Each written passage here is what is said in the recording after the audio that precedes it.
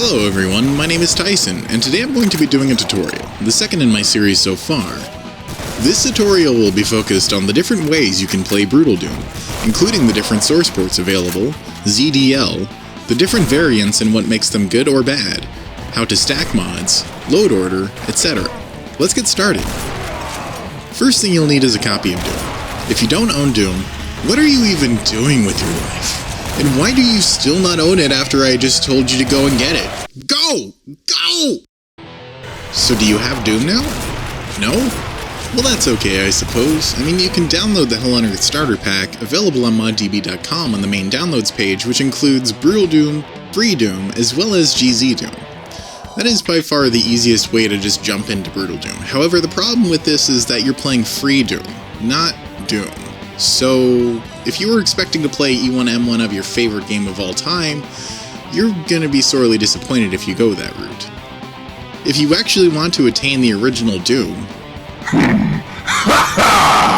the easiest way to get it digitally is either from Steam or from the GOG releases of the Ultimate Doom, Doom 2, the Final Doom, or the Master Levels for Doom 2. Now, as other YouTubers have also said, Doom isn't exactly a difficult thing to get a copy of, legitimately or not. I won't stop you from pirating it, just know that you're robbing id of their very life and soul. Or maybe you're just deciding not to pay for a game that's now 23 years old that doesn't even profit most of the original people who made it, therefore you don't really feel bad for getting it from other sources. Whatever the case may be, I do not support the piracy of games and would rather advise you to just buy the damn game. Are you really too stingy to pay $5 for one of gaming's most iconic and important games of all time? Anyway, rant on piracy in the modern day over. However you get your Doom.WAD, at least you have that much. If you haven't already downloaded the Hell on Earth starter pack, that's fine. I was actually going to recommend a different program other than GZDoom, which is bundled in with that. To explain, there's nothing wrong with playing with GZDoom. I just happen to prefer Zandronum. My biggest reason for that is because Zandronum has software mode, which if you play with GZDoom, the only way to get software mode is by not using GZDoom, but rather ZDoom.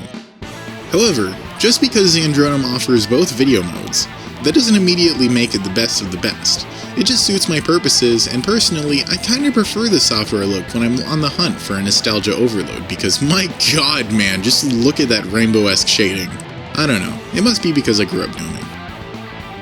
As a bonus, software mode allows for playing BrutalDoom on systems old enough to not support OpenGL, which may not be a big deal to you, but it was a big deal to me in school. Just kidding. Or am I? One reason you may want to consider using GZDoom as a secondary source port is that not every mod available for BrutalDoom is compatible with GZDoom, but that works the other way around in Zandronum's favor as well. Having both is probably the best way to go, to not worry about compatibility, but I stick with Zandronum for simplicity's sake. Anyway, moving on. Go to the ModDB page in the description, or just Google BrutalDoom, and it'll be the first hit. Go to the downloads page and download the one that says BrutalDoom main file only.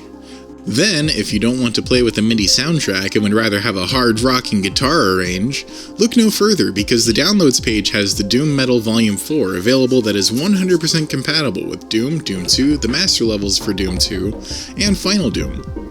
Once you have those, you'll want to keep that open a new tab, go to Zandronum.com, link in the description, and download the newest development build because the most recent stable build isn't compatible with BrutalDoom version 20B, and that's what we're aiming to play today. If you would like to try the older versions of BrutalDoom, since they do feature different gore systems, hitbox systems, gun variations, etc., a link to a list will be in the description. Once you have those, you should download ZDL. There are many ways to load mods, but this is by far the easiest method. I used to have to make a shortcut and manually type every single file into the target, preceded by -file, changing any names of files that had spaces. It was just not a user-friendly experience in the slightest, and gave me more headaches than I can fucking count.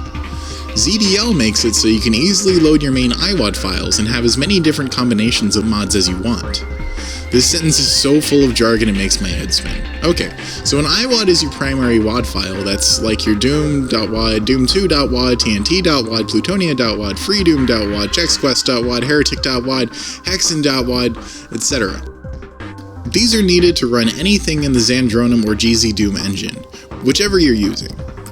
Since I just mentioned both of them, I thought I'd add that ZDL is pretty awesome since it allows you to switch between the different source ports on the fly without having to either navigate to a bunch of different directories, making a ton of different shortcuts, trying to remember which one it belongs to, and because of all this ending up freaking out over how complicated this all just got. So to explain how you can easily make a ton of different combinations of mods very easily in ZDL, I'm gonna explain the mutators/mod section referred to as external files.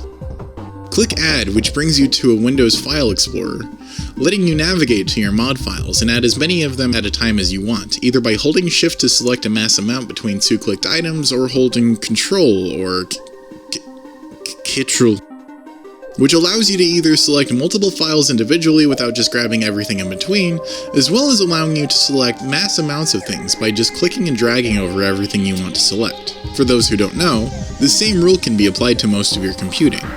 This concept is kind of like the whole did you turn your computer off and on again, as far as how many people actually know that, which is normally about half of them.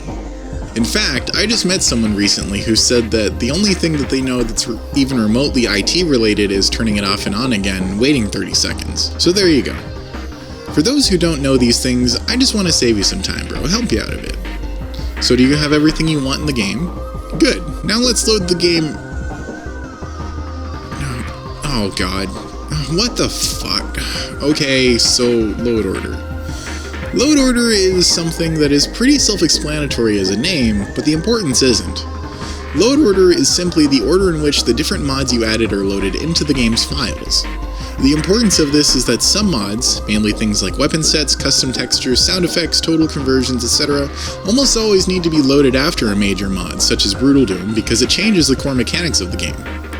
Please note, BrutalDoom is not 100% compatible with every mod and may just come up with errors because the mod you're trying to add is too independent and can't be paired with much of anything, if anything at all. This may be because it does the same kind of thing BrutalDoom does, which is essentially changing the core mechanics so much that it's not even the same game anymore. BrutalDoom itself is fairly flexible, but it can't be put in the same load order as something like Project Brutality or Insanity's Brutality, as they're modified versions of BrutalDoom. And if you try to do that, you'll just get all sorts of conflict errors. Going a little further into the load order, since this is the most important part of this whole thing, the smaller general effect of the mod, the further down the list it should go, unless it specifies on the download page or in an included README file. From that point, as far as actually getting a mod to work, if the load order is right, you should at least be able to get into the game and see if the effects you're expecting are there. If something doesn't look right, like the HUD you changed isn't there, or what the fuck are these shotgun shells, or the font was supposed to change on the menu, try moving the related file to what you're missing around and see if it's just in the wrong place, or in the case of these shotgun shells, they just shouldn't be there because they're not compatible. If the problem continues to persist, try removing the related file to see if it removes the problem. If not, it may be another file creating the bug or visual interference.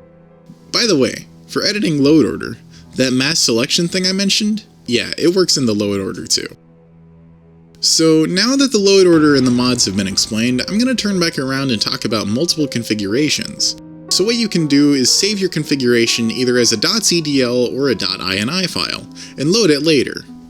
.ini is a more general and broadly used format, but .zdl is something you can set it to load automatically through ZDL, and will have a very different icon so you can tell the difference between the two. I use ZDL, but that's me. I would recommend having a folder somewhere on your computer. I leave mine in the ZDL folder where you can put your ZDL configurations. This makes it really easy to essentially make completely different games out of Doom.